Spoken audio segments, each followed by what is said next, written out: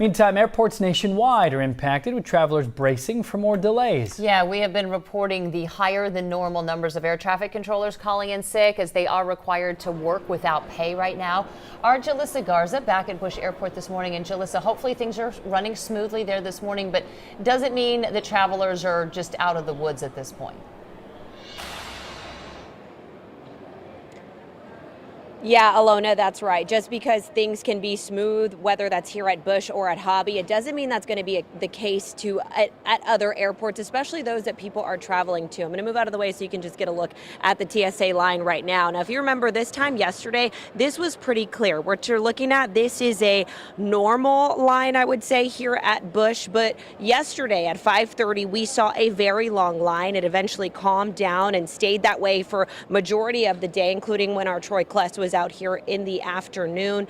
But I will say, compared to yesterday, today seems a bit busier. But as the government enters day 9 of a shutdown and the pressure is mounting on the essential federal employees who are working without pay, it's just important to remember your travel plans can be altered, whether that's at this airport or another one across the country. Now, I want to go ahead and take some video of the TSA line here in Terminal A earlier this morning. If you take a look, this is video I got just before 5:20 a.m. The line even longer than it was yesterday morning. As you could see, it wrapped around through the other side where the other TSA line was not open. It has been opened, and that helped alleviate the very long line that you're continuing to see right now on your screen. Now, in the last 24 hours alone, passengers at least 9 major U.S. airports face delays due to staffing shortages. Air traffic controllers, who are considered essential staff, are required to work during the shutdown, but they're not getting paid. The Transportation Department admits it's seeing more sick calls, and that may force controllers to pick up second jobs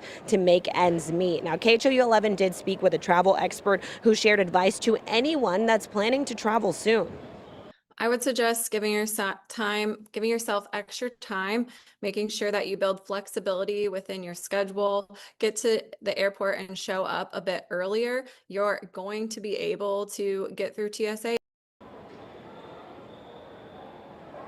Now, arriving early is something we hear often, but it's just an important reminder with airports across the country just really feeling the impacts of this government shutdown. FAA officials have flagged both Bush and Hobby as vulnerable to ground stops if shortages do worsen. But for now, flights are moving, but the risks are mounting every minute. Now, as I mentioned yesterday at this time, we really didn't see a line. This morning it's small, it's normal, but it's definitely busier than it was yesterday. Now, I have been tracking delays and cancellations at both airports. So right now in real time here at Bush, we're seeing 5 delays with 2 cancellations. And over at Hobby Airport, we're seeing 6 delays, but 0 cancellations. Now, again, things have calmed down, but coming up on KHOU 11 Plus, I'll give you a better look at just how far the line was for TSA this morning and what passengers in line had to say. One person I talked to said they hadn't traveled for months and were worried about what the airport would look like because of the government shutdown, and it was safe to say